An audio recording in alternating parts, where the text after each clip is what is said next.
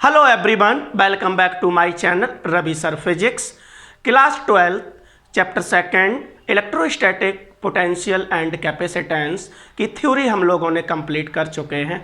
आज हम लोग लेकर के आए हैं चैप्टर 2 की NCERT की एक्सरसाइज। एग्जाम्पल इसमें हमने सॉल्व नहीं किए हैं, एग्जाम्पल सॉल्व करने के लिए एक वीडियो अलग से बनाएंगे। इसमें हमने एक्सरसाइज को सॉल्व किया है और एक्सरसाइज को लेकर के आए हुए हैं। तो एक्सरसाइज यहाँ पर हम सॉल्व करने वाले हैं। उससे पहले आपको बता दूं कि मैंने यहाँ पर एक साथ में कई एक क्वेश्चन का सॉल्यूशन इसलिए लिख लिया है ताकि कम समय में वीडियो कम समय का हो और आपके सारे क्वेश्चन कवर हो सकें।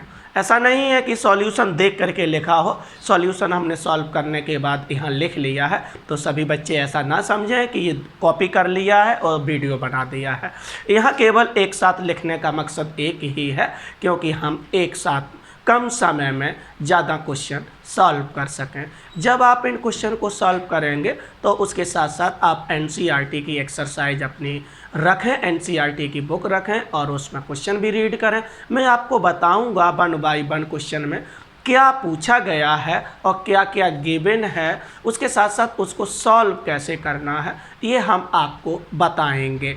तो सभी बच्चे इस चीज़ को ध्यान रखें। हाँ, एक बात और हम आपको बता दें कि फॉर्मूले अगर इस चैप्टर के अभी तक आप लोगों ने लर्न नहीं किए हैं तो हमारा पिछला वीडियो जिसका लिंक जो है वो डिस्क्रिप्शन बॉक्स में दिया गया है, आप उस लिंक के थ्रू जा करके जो भी फॉर्मूले इस चैप्टर के हैं उनको लर्न कर लें, क्योंकि स्पेशली एक वीडियो मैंने फॉर्मूलों से रिलेटेड बनाया है। अब हम लोग एक्सरसाइज को स्टार्ट करते हैं ताकि कम समय में हमारा वीडियो कंप्लीट हो जाए। तो क्वेश्चन नंबर फर्स्ट की अगर हम बात करते हैं तो यहाँ हमने क्वेश्चन नंबर फर्स्ट के सॉल्यूशन को लिखा है।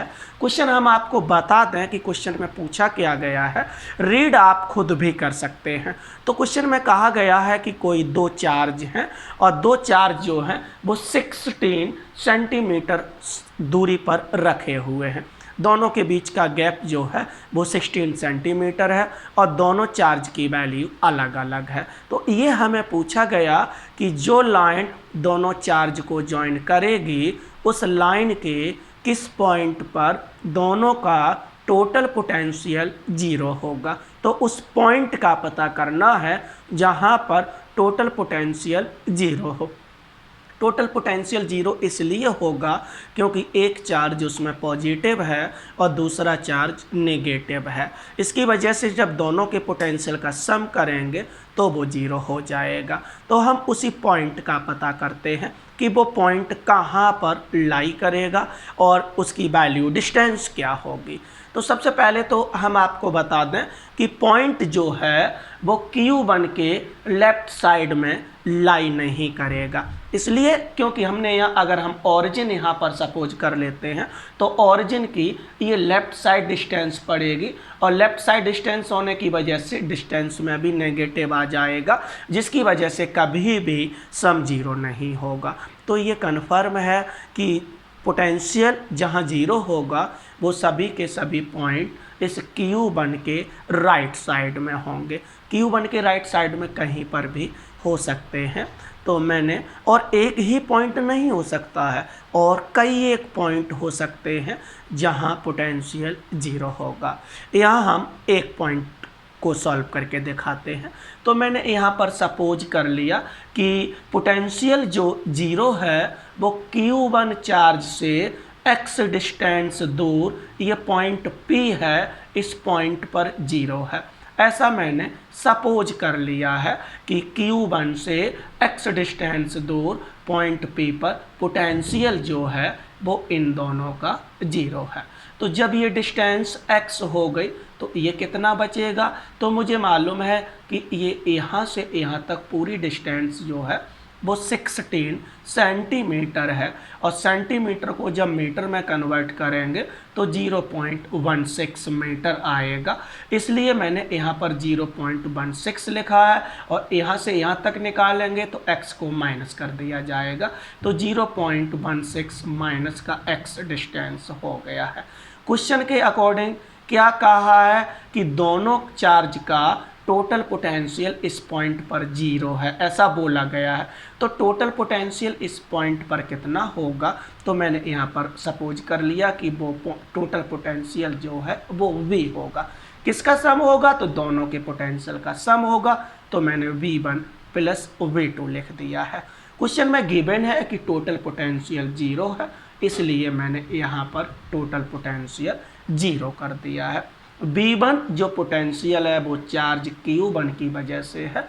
हम इसको यहाँ पर कैलकुलेट कर सकते हैं, क्योंकि पॉइंट चार्ज की वजह से कितना पोटेंशियल होता है तो हम लोग जानते हैं।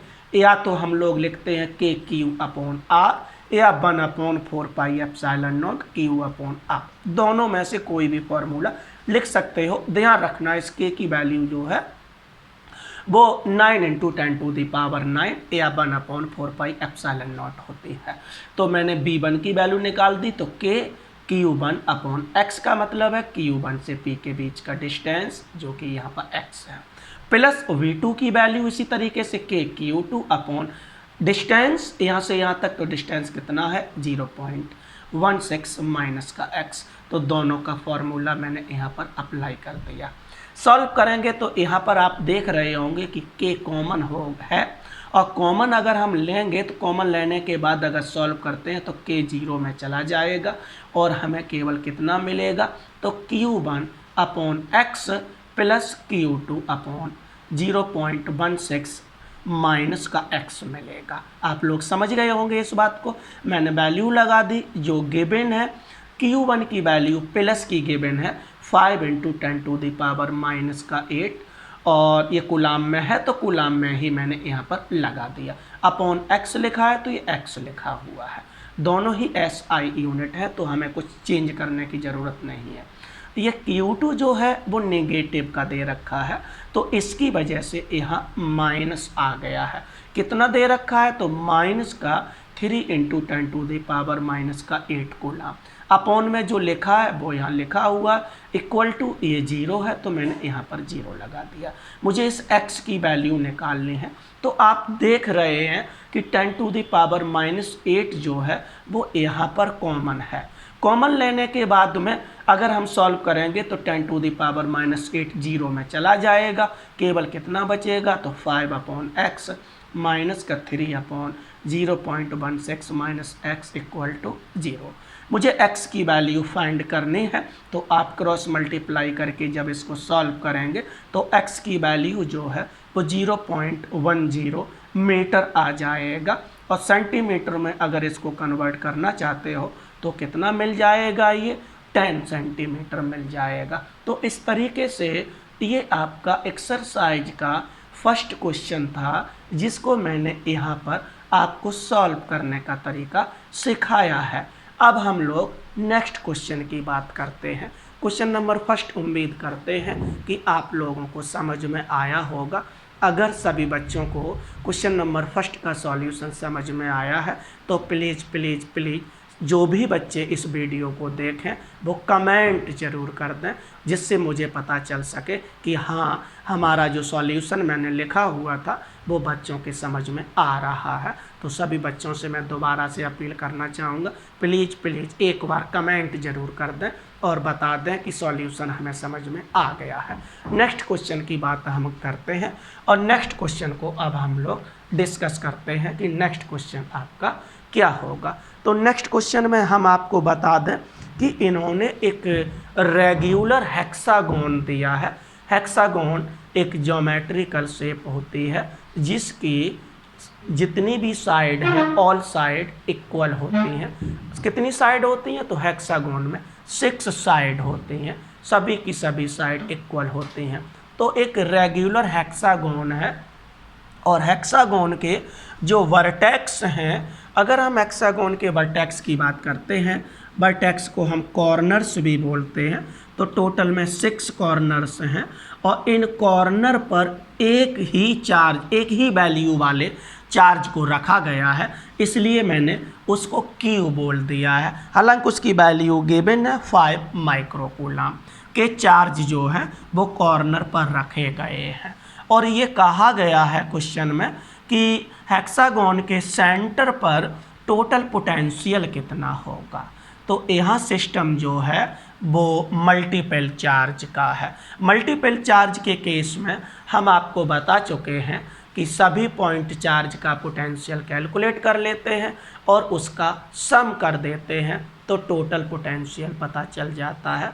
तो यहाँ पॉइंट ओ पर जो टोटल पोटेंशियल होगा वो सभी पॉइंट चार्ज का पोटेंशियल होगा, और अगर हम सभी का पोटेंशियल निकाल के सम कर देंगे तो टोटल पोटेंशियल ओ का पता चल जाएगा। साइड जो है हेक्सागोन की वो 10 सेंटीमीटर गिवन है। बेटा जब हम लोग पॉइंट चार्ज की वजह से पोटेंशियल यहाँ कैलकुलेट करेंगे तो मुझे डिस्टेंस की भी ज़रूरत पड़ेगी कि चार्ज से ओ के बीच का ये डिस्टेंस कितना है। ये गिवन नहीं है, साइड गिवन है और हेक्सागोन में सभी साइड इक्वल होती हैं। इसका मतलब जो साइड 10 सेंटीमीटर है वो सभी 10 सेंटीमीटर होंगी। यहाँ आप देखेंगे कि ज्योमेट्री से हम इस डिस्टेंस को कैलकुलेट कर सकते हैं। कैसे? क्योंकि ये एंगल जो है वो अगर हम निकालना चाहें तो पूरे राउंड में 360 डिग्री होते हैं, और 360 में अगर हम डिवाइड 6 का कर देंगे तो हमें एंगल पता चल जाएगा, क्योंकि इक्वली डिवाइड होगा और ये एंगल जो है वो आपका 60 डिग्री हो जाएगा। दूसरी चीज़ आप देखते हैं जितना डिस्टेंस ये होगा उतना ही डिस्टेंस ये होगा। ये दोनों डिस्टेंस इक्वल है, मीन्स ये एंगल जो हैं वो ये भी इक्वल होंगे, तो ये भी 60 डिग्री हो जाएगा और ये भी 60 डिग्री हो जाएगा। तो यहाँ देखने से पता चलता है कि ये एक इक्विलेटरल ट्रायंगल बना है, और इक्विलेटरल ट्रायंगल की पहचान होती है कि सभी साइड इक्वल होती हैं। जितनी साइड ये होगी उतनी ही साइड ये होगी। तो ये 10 सेंटीमीटर है तो ये भी 10 सेंटीमीटर होगी, इसलिए मैंने यहाँ पर 10 सेंटीमीटर लिखा है। ऐसे ही ज्योमेट्री जब अप्लाई करेंगे तो हर एक डिस्टेंस जो है वो 10 सेंटीमीटर ही आएगी। चार्ज की वैल्यू भी सभी की एक ही है और डिस्टेंस भी एक ही है। इसकी वजह से मैंने यहाँ डायरेक्ट 6 का मल्टीप्लाई कर दिया, तो 6 इंटू पोटेंशियल का फॉर्मूला लगा दिया KQ/R। हम इसकी जगह पर 1/4πε0 Q/R भी लिख सकते हैं, कोई फ़र्क नहीं पड़े। तो आपको ये समझ में आ गया होगा कि ये 6 का मल्टीप्लाई क्यों किया गया है, क्योंकि यहाँ 6 पॉइंट चार्ज है और सभी का पोटेंशियल एक ही है, तो सम करने की बजाय डायरेक्ट मैंने यहाँ शॉर्ट में लिख दिया 6 का मल्टीप्लाई। ये VO लिखा हुआ है, O पॉइंट का टोटल पोटेंशियल कितना होगा। 6 इंटू K की वैल्यू मैंने यहाँ पर अप्लाई कर दी, 9 इंटू 10⁹9 इंटू Q कितना है, तो मैंने कहा 5 माइक्रो कूलाम है। माइक्रो कूलाम को कूलाम में कन्वर्ट करना पड़ेगा, क्या कोई ऐसा यूनिट का यूज कर रहे हैं। तो 5 इंटू 10⁻⁻6 अपॉन ये सेंटीमीटर को मीटर में कन्वर्ट कर दिया तो 0.10 मीटर हो जाएगा। जब इसको आप सॉल्व करेंगे तो वैल्यू जो है वो VO यहाँ पर हम लिखना भूल गए हैं, VO की वैल्यू कितनी आएगी, तो 2.7 इंटू 10⁻6 वोल्ट में ये आंसर हो जाएगा। आप लोग ध्यान रखेंगे। तो ये क्वेश्चन नंबर 2 का सॉल्यूशन था। बहुत ही इम्पोर्टेंट क्वेश्चन है, ये क्वेश्चन एग्ज़ाम में पूछा भी गया है, तो आप इसके सॉल्यूशन को मैंने आपको समझा दिया है। उम्मीद करता हूँ कि आप लोगों के समझ में आ गया होगा। अब हम बात करते हैं क्वेश्चन नंबर 3 की। क्वेश्चन नंबर 3 हम आपको बता दें एक कंसेप्चुअल टाइप का क्वेश्चन है। क्या कहा गया है कि कोई दो चार्ज दोनों का मैग्नीट्यूड एक ही है और एक पॉजिटिव है दूसरा नेगेटिव है, कुछ डिस्टेंस पर रखे हुए हैं। डिस्टेंस जो है वो 6 सेंटीमीटर दे रखी है। तो मैंने क्वेश्चन के अकॉर्डिंग यहाँ पर ये फिगर बना दिया है। ये डिस्टेंस जो है यहाँ से यहाँ तक A to B वो 6 सेंटीमीटर होगी। तो उन्होंने इसमें 2 पार्ट पूछे हैं। फर्स्ट पार्ट में मुझे ये कहा कि ऐसे सिस्टम की इक्विपोटेंशियल सरफेस क्या होगी। तो हम आपको बता दें कि इक्विपोटेंशियल सरफेस एक ऐसा सरफेस होता है जिसके हर पॉइंट पर पोटेंशियल सेम होता है। उस सरफेस को हम इक्विपोटेंशियल सरफेस के नाम से जानते हैं। ये आप लोग ध्यान रखेंगे।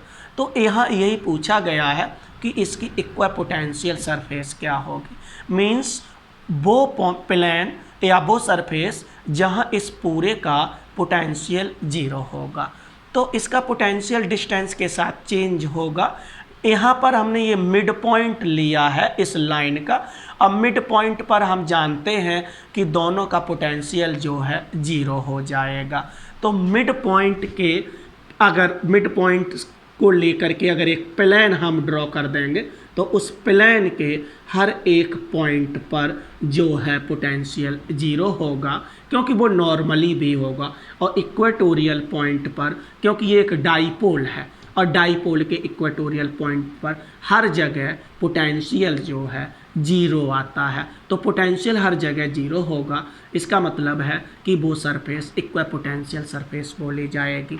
तो यहाँ इक्विपोटेंशियल सरफेस क्या होगी, तो आप लिखेंगे ऐसा प्लेन जो एक्सिस के नॉर्मल होगा और मिड पॉइंट से पास होगा, तो वो प्लेन इक्विपोटेंशियल सरफेस बोला जाएगा इस केस में। आगे बढ़ते हैं और इसके सेकंड पार्ट की बात करते हैं। सेकंड पार्ट में उन्होंने ये कहा कि इलेक्ट्रिक फील्ड की डायरेक्शन इस प्लेन के किधर होगी। तो इलेक्ट्रिक फील्ड की डायरेक्शन प्लेन या इक्विपोटेंशियल सरफेस के ऑलवेज नॉर्मल होती है। ऐसा हम पीछे आपको बता भी चुके हैं, एक वीडियो बनाया था पीछे, उसमें बताया। तो हमेशा इलेक्ट्रिक फील्ड की डायरेक्शन नॉर्मल होगी। तो यहाँ इलेक्ट्रिक फील्ड की डायरेक्शन इस सरफेस के नॉर्मल होगी, वही मैंने लिख दिया, नॉर्मल टू द सरफेस। और हम आपको बता दें कि प्लेन इस तरीके से है तो उस फील्ड की डायरेक्शन पॉजिटिव से नेगेटिव की ओर होगी, क्योंकि पॉजिटिव से आउटवर्ड होता है और नेगेटिव का इनवर्ड होता है। तो हम यहाँ पर ऐसे भी लिख सकते हैं, फ्रॉम पॉजिटिव टू नेगेटिव होगी। इक्विपोटेंशियल सरफेस के हमेशा नॉर्मल होता है, ये आप लोग याद भी रखेंगे। तो ये कंसेप्चुअल टाइप का क्वेश्चन था थर्ड, और ये आप लोगों को समझ में आ गया होगा। आगे बढ़ते हैं और अगले क्वेश्चन की बात करते हैं, और क्वेश्चन नंबर 5 को हम लोग देखते हैं। 5 जो क्वेश्चन है वो पैरेलल प्लेट कैपेसिटर से रिलेटेड क्वेश्चन है। पैरेलल प्लेट कैपेसिटर हम लोग पढ़ चुके हैं और उसके कैपेसिटेंस को भी हम लोग फाइंड कर चुके हैं। यहाँ क्वेश्चन है कि एक पैरेलल प्लेट कैपेसिटर है जिसके बीच प्लेटों के बीच में एयर फिल है। उस कंडीशन में उसका कैपेसिटेंस जो है वो 8 पिकोफैरड है। पिकोफैरड को मैंने फैरड में कन्वर्ट कर दिया, इसलिए यहाँ पर 10⁻⁻12 का मल्टीप्लाई कर दिया, और ये गिवन है। और हम लोग जानते हैं कि जब प्लेटों के बीच में एयर होता है तो पैरेलल प्लेट कैपेसिटर के कैपेसिटेंस का एक्सप्रेशन ε0A/d होता है, जिसमें A जो है वो प्लेट का एरिया है और D जो है वो प्लेटों के बीच का सेपरेशन है। ये मुझे गिवन है। अब उन्होंने अगली कंडीशन इसी क्वेश्चन में दी है कि अगर हम एयर की जगह पर कोई डाई इलेक्ट्रिक रख देते हैं और उस डाई इलेक्ट्रिक का डाई इलेक्ट्रिक कांस्टेंट 6 है और प्लेटों के बीच का सेपरेशन जो D था वो हाफ कर दिया जाता है। हाफ का मतलब है कि D/2 अगर कर दिया जाए और डाई इलेक्ट्रिक रख दिया जाए तो उस कैपेसिटर का कैपेसिटेंस कितना हो जाएगा, ये पूछा गया है। तो हम ये भी पढ़ चुके हैं कि अगर प्लेटों के बीच में डाई इलेक्ट्रिक रख दिया जाए तो उसका एक्सप्रेशन K टाइम्स बढ़ जाता है, तो K ε0A/d हो जाता है।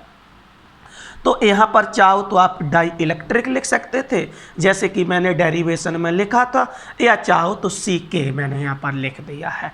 यहाँ से पता चल जाएगा कि ये डाई इलेक्ट्रिक के लिए है। तो K ε0A, एरिया क्वेश्चन में बदला नहीं है उन्होंने, डिस्टेंस जो थी वो हाफ कर दी है, इसलिए मैंने यहाँ पर D/2 लिख दिया है। सॉल्व करेंगे तो ये 2 ऊपर चला जाएगा, तो 2 K की वैल्यू मैंने लगा दी, K कितना है 6, और epsilon not a upon D की जगह पर हम क्या लिख सकते हैं 8 इंटू 10⁻⁻12, इसलिए मैंने यहाँ पर 8 इंटू 10⁻⁻12 लिख दिया है। सॉल्व किया इस क्वेश्चन को तो आप देखते हैं क्या आंसर मिलता है 96 इंटू 10⁻⁻12 फैरड। अब पिको फैरड में तो ये पावर हट जाएंगी और कितना मिल जाएगा 96 पिको फैरड, ये आंसर हो गया। तो प्लेटों के बीच में डाई इलेक्ट्रिक रखने से पैरेलल प्लेट कैपेसिटर का कैपेसिटेंस इंक्रीज हो जाता है और प्लेटों के बीच का सेपरेशन अगर डिक्रीज कर देते हैं तो भी कैपेसिटेंस इंक्रीज हो जाता है। इस तरीके के कंसेप्चुअल टाइप के भी क्वेश्चन एग्जाम में पूछे गए हैं। तो ये जो क्वेश्चन नंबर 5 है इस चैप्टर का वो इम्पोर्टेंट क्वेश्चन है, आप लोग इसको सॉल्व करना सीख लें, क्योंकि कंसेप्चुअल टाइप के क्वेश्चन भी जब सॉल्व करते हैं तो इसी तरीके से हम लोग करेंगे। अब हम बात करते हैं नेक्स्ट क्वेश्चन 6 की।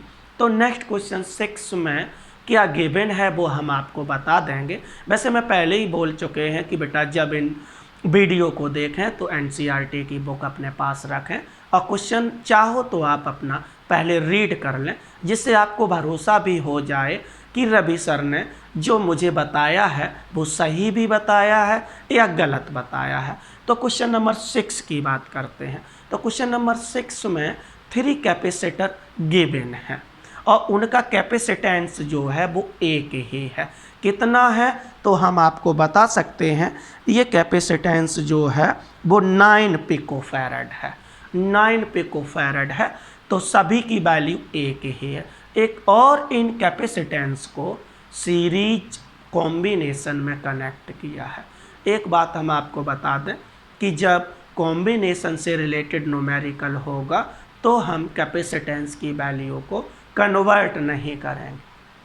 अगर हम कन्वर्ट कर देंगे तो जो सॉल्यूशन है वो हमारा डिफ़िकल्ट हो जाएगा। आप बाद में चाहो तो उसको कन्वर्ट कर दें जब फाइनल आंसर आए। सॉल्यूशन के समय आप उसको कन्वर्ट नहीं करेंगे क्योंकि सभी की एक ही यूनिट होगी, किसमें इक्विवेलेंट के केस में। और इक्विवेलेंट के अलावा अगर पोटेंशियल की बात कर रहे हैं या चार्ज की बात कर रहे हैं तो आपको एसआई यूनिट में कैपेसिटेंस को भी कन्वर्ट करना पड़ेगा। तो क्वेश्चन नंबर जो 6 है उसके ए पार्ट में उन्होंने कहा कि ये तीनों कैपेसिटर सीरीज में लगे हैं तो उनका इक्विवेलेंट कैपेसिटेंस पूछा गया है। तो यहाँ पर कैपेसिटेंस ही गिवन है और कैपेसिटेंस ही पूछा गया है, इसलिए उसको कन्वर्ट करने की कोई ज़रूरत नहीं है। सीरीज में कैपेसिटेंस का क्या फॉर्मूला होता है तो 1/CS equals to 1/C1 plus 1/C2 plus 1/C3 होता है। ये फॉर्मूला मैंने यहाँ पर सीरीज का अप्लाई कर दिया और C1 C2 C3 की जो वैल्यू गिवन है वो मैंने वैल्यू लगा दी। सॉल्व करोगे तो ये 3/9 का मतलब 1/3 और CS इक्वल टू निकालेंगे तो कितना मिल जाएगा 3 और पिकोफैरड में ही ये है तो मैंने यहाँ पर पिकोफैरड लिख दिया। तो इक्विवेलेंट कैपेसिटेंस जो है वो हमें कितना मिला है 3 पिकोफैरड मिला। तो ए जो पार्ट था वो मेरा सॉल्व हो गया। वैसे हम आपको बता दें कि सीरीज या पैरेलल कॉम्बिनेशन के जितने भी न्यूमेरिकल हैं वो बहुत ही इम्पोर्टेंट हैं बोर्ड एग्ज़ाम के लिए भी और कॉम्पिटिटिव एग्ज़ाम के लिए। जैसे कि कॉम्पिटिटिव एग्ज़ाम आपका नीट होता है या IIT का JEE मेंस और एडवांस होता है, एयरफोर्स के एक्स ग्रुप में भी फिजिक्स आती है तो वहाँ पर ये क्वेश्चन पूछे जाते हैं। तो इसकी वजह से स्पेशली कॉम्बिनेशन का एक अलग से वीडियो बनाएंगे जिसमें हम लोग सीरीज और पैरेलल के क्वेश्चन ही सॉल्व करेंगे। उससे ये पता चल जाएगा कि कितने टाइप के क्वेश्चन कॉम्बिनेशन से बन सकते हैं। हम यहाँ पर अब इसकी बात करते हैं बी। तो बी में ये कहा गया कि अगर इस सिस्टम को मतलब सब कैपेसिटर जो सीरीज में लगे हैं अगर उसको हम एक सेल से कनेक्ट कर देते हैं और ऐसा सेल जिसका पोटेंशियल 120 वोल्ट है तो हर कैपेसिटर का पोटेंशियल कितना होगा। तो सीरीज को हम लोग पीछे डिस्कस कर चुके हैं, आपने उसमें हमने बताया था कि सीरीज कॉम्बिनेशन में कैपेसिटेंस अगर सीरीज में है तो चार्ज जो है वो एक ही होता है, पोटेंशियल डिफरेंस सेम भी हो सकता है और अलग अलग भी हो सकता है। अगर जितने भी कैपेसिटर सीरीज में लगे हैं सभी का कैपेसिटेंस एक ही है तो पोटेंशियल डिफरेंस भी एक ही होगा। इसकी वजह से मैंने यहाँ डायरेक्ट लिखा है। मुझे मालूम है कि सीरीज में जब टोटल पोटेंशियल निकालते हैं तो जितने भी कैपेसिटेंस लगे होते हैं सभी के पोटेंशियल को सम कर दिया जाता है, इसलिए मैंने यहाँ पर सम कर दिया है। क्योंकि 3 ही कैपेसिटर है तो तीनों का V1 + V2 + V3 कर दिया। तीनों कैपेसिटर की एक ही वैल्यू है, इसका मतलब है कि उनका पोटेंशियल डिफरेंस भी एक ही होगा, इसलिए हर एक की जगह पर मैंने डेल्टा बी रख दिया है। इस डेल्टा बी को निकालना है तो यहाँ 3 डेल्टा बी हो जाएगा, 3 का डिवाइड हो जाएगा तो डेल्टा बी इक्वल्स टू क्या हो गया, टोटल पोटेंशियल जो सेल का है अपॉन में 3। सेल का पोटेंशियल कितना है तो 120/3 डिवाइड कर दिया तो कितना मिला है 40 वोल्ट। तो हर कैपेसिटर के अक्रॉस पोटेंशियल डिफरेंस कितना होगा 40 वोल्ट होगा। हम यहाँ पर ये सेम वैल्यू होने की वजह से ये कर दिया गया, और सेम वैल्यू अगर नहीं होती तो हम इस फॉर्मूले का यूज कर सकते थे, C = Q/V, और यहाँ से हम V = Q/C। तो पहले हम चार्ज निकाल लेते हैं इस कंडीशन में, और चार्ज सेम रहता है ये हम लोग जानते हैं। तो चार्ज की वैल्यू यहाँ से पता चल जाती, क्योंकि पोटेंशियल गिवन था तो चार्ज यहाँ से C हमने ये निकाल लिया और V गिवन है तो मुझे चार्ज पता चल जाता। तो V1 = क्या हो जाता Q/C1, V2 = क्या हो जाता Q/C2, V3 = क्या हो जाता Q/C3। C1 C2 C3 की वैल्यू गिवन है, चार्ज आपने निकाल लिया, तो आप उस तरीके से भी उसको सॉल्व कर सकते थे। यहाँ लेकिन पोटेंशियल सेम होने की वो कैपेसिटेंस सेम होने की वजह से मैंने इस तरीके से कर दिया है। तो दोनों तरीके से आप बी वाले को सॉल्व कर सकते हैं। तो ये क्वेश्चन नंबर 6 था। अब हम लोग क्वेश्चन नंबर 7 की बात करते हैं। क्वेश्चन नंबर 7 भी कॉम्बिनेशन का ही क्वेश्चन है। इसमें भी 3 कैपेसिटर गिवन है और उन 3 कैपेसिटर का कैपेसिटेंस भी गिवन है। ये भी पिकोफैरड में गिवन है, 2 पिकोफैरड C1 की वैल्यू, ऐसे 3 पिकोफैरड और 4 पिकोफैरड। इनको उन्होंने पैरेलल में कनेक्ट किया है, और पैरेलल में कनेक्ट करने के बाद में उन्होंने यहाँ पर 2 पार्ट दिए हैं, और ए में पूछा है कि इक्विवेलेंट कैपेसिटेंस कितना होगा। तो इक्विवेलेंट कैपेसिटेंस पैरेलल कॉम्बिनेशन में कितना होता है तो सम कर दिया जाता है। तो CP = C1 + C2 + C3, value मैंने लगा दी तो 2 + 3 + 4, सॉल्व कर लिया तो ये आंसर कितना मिला 9 पिकोफैरड आ गया। ये ए का सॉल्यूशन हो गया। बी की बात करते हैं तो बी में उन्होंने कहा कि अगर इस कॉम्बिनेशन को एक इलेक्ट्रिक सेल से कनेक्ट कर देते हैं तो हर कैपेसिटर पर चार्ज कितना होगा, क्योंकि पैरेलल में चार्ज डिफरेंट होता है और पोटेंशियल डिफरेंस इक्वल होता है। तो चार्ज पूछा गया है अक्रॉस ईच कैपेसिटर, ये मुझे बी वाले में निकालना है। तो और सेल का जो पोटेंशियल होगा वही पोटेंशियल हर कैपेसिटेंस का होगा, और सेल का पोटेंशियल दे रखा है 100 वोल्ट, क्योंकि पैरेलल में पोटेंशियल जो है वो सेम होता है। तो C1 का चार्ज मैंने Q1 बोल दिया, और Q1 = क्या फॉर्मूला हो जाएगा C1 × V हो जाएगा। इसी तरीके से Q2 के लिए C2V हो जाएगा, और Q3 के लिए C3V हो जाएगा, क्योंकि B सेम रहेगा और B किसके इक्वल होगा जितना सेल का पोटेंशियल होगा। C1 की मैंने वैल्यू लगा दी। अब मुझे यहाँ पर अलग अलग क्वांटिटी हैं दोनों, इसकी वजह से उनको कन्वर्ट करना पड़ेगा। तो C को मैंने पिकोफैरड को कन्वर्ट कर दिया, तो 2 × 10⁻⁻12, ये 100 वोल्ट दे रखा है तो मैंने 100 वोल्ट लगा दिया और सॉल्व किया। तो आप देख सकते हैं कि वैल्यू कितना आंसर आता है 2 × 10⁻⁻10, और चार्ज की यूनिट होती है कूलाम, तो ये कूलाम मैंने लिख दिया। इसी तरीके से आप Q2 को निकालेंगे तो Q2 निकालने के लिए C2V करना पड़ेगा, और 2 की वैल्यू जो है C2 की वो 3 इतनी हो जाएगी। अब भी इतना लगा दिया, इसी तरीके से Q3 निकाल दिया। तो यहाँ तक हम लोगों ने क्वेश्चन 7 तक हम लोगों ने इस तरीके से अभी कंप्लीट किया है। इसके आगे भी क्वेश्चन करेंगे, तब तक आप इसका स्क्रीनशॉट ले लीजिएगा। चाहो तो स्क्रीनशॉट ले लो, और स्क्रीनशॉट लेने के बाद ताकि आप जब इनको नोटबुक पर लिखें तो आसानी से लिख सकें। उसके बाद में हम इसके बचे हुए क्वेश्चन जो हैं उनको सॉल्व करते हैं।